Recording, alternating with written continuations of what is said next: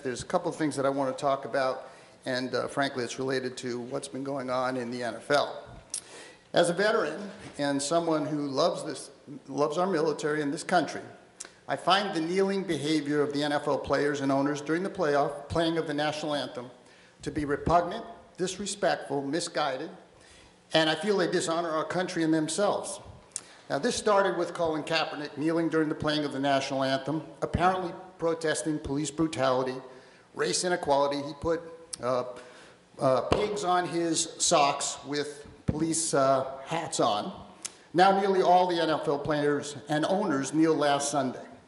In England, the NFL players of the Baltimore Ravens and Jacksonville Jaguars took a knee during our national anthem, but stood during the playing of the British God Save the Queen. Alejandro Villanueva, you may have seen him from the Pittsburgh Steelers, came out of the dugout, stood for the national anthem, but was later 2 days shamed by his teammates and coaches into apologizing. This is a Bronze Star winner, a three-time service in Afghanistan, and he apologized rather than the Pittsburgh Steelers and the coaches apologizing. Our national anthem, our flag, represents the men and women who gave life and limb for our country.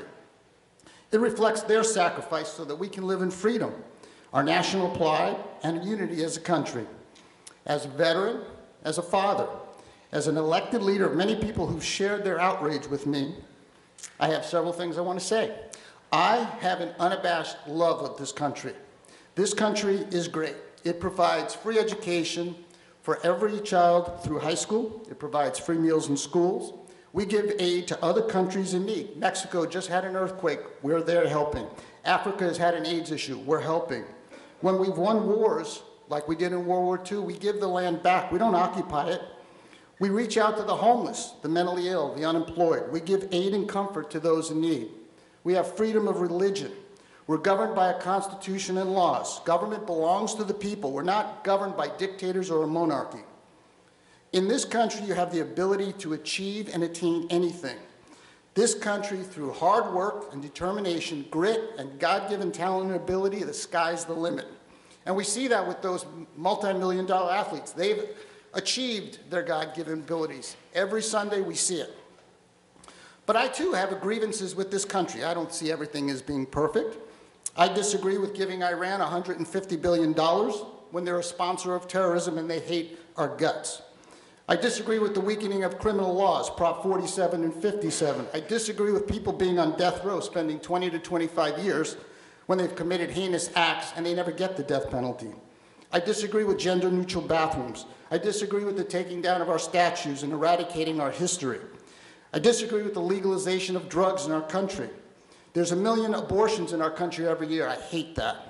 And when you talk about racism, in the United States, Black children are aborted at 3 times the rate of white children. Hispanic children are aborted at 1.5 times the rate. Whatever the intentions of the abortion industry, it's a racist institution. And I don't understand why those athletes are not taking a knee for those children. Our police officers, our men and women who defend us every day against criminals, murderers, rapists, are under attack every day and being shot. In Dallas, we had 5 police officers that were assassinated on the street. In Ferguson, Missouri, a police officer was falsely accused of killing someone with his hands up in the air saying, "Don't shoot." It was Michael Brown. It was a total lie. That officer lost his livelihood over a lie and false narrative. And in Baltimore, we had a district attorney standing on the steps calling for the guilty verdicts of 5 police officers in the Freddie Gray case, and all were found not guilty by juries. I disagree with all of this. And yet I stand for the flag and our national anthem each and every time. Now these multi-million-dollar athletes, I think, are protesting racism in this country. As far as racism goes, we fought a civil war to end slavery, and white men died to free black men. Jim Crow laws ended in the 1960s with the passage of the Civil Rights Act, and it was signed by a white president.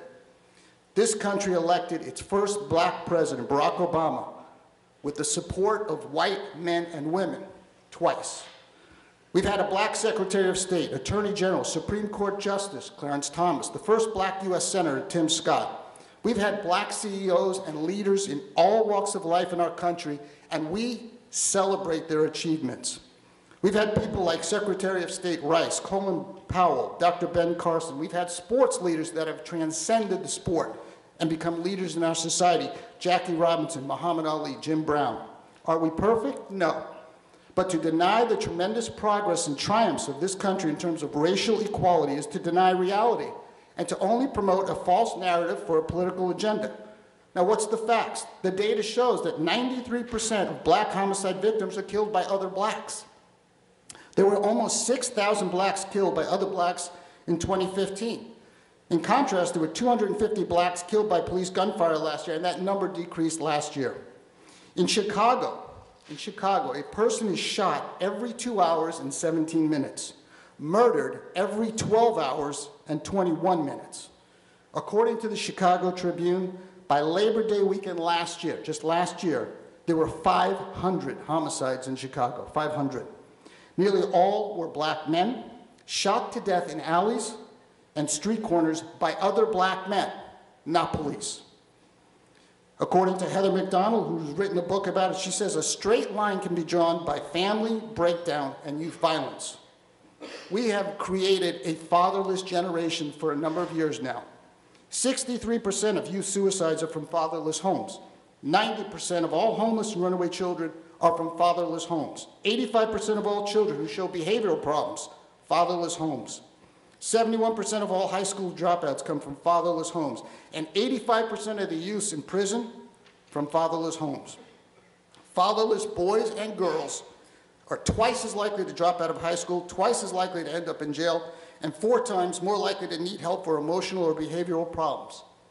So what should these multi-million-dollar athletes really be protesting and fighting to change? Well, I think crime, drugs, gangs, and a culture of victimization. Stop promoting the belief that if you're black, brown, or any person of color, if you're poor or any minority class, that you're an inherent victim in our society.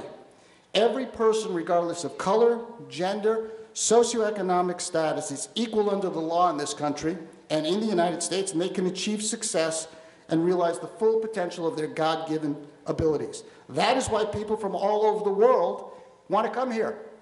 I suggest they promote hope and aspiration, not hate and victimization. They should also be encouraging respect for authority and police.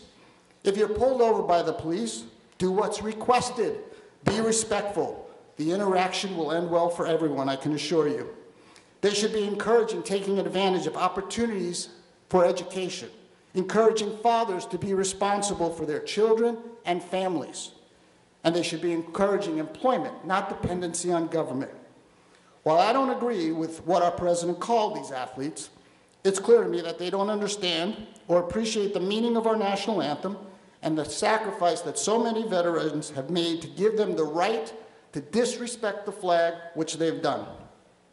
I encourage them and the NFL owners to use their platforms, their considerable resources, their energies and ways to promote unity, respect, pride of our nation, and to stop promoting racial disharmony and attacking our police.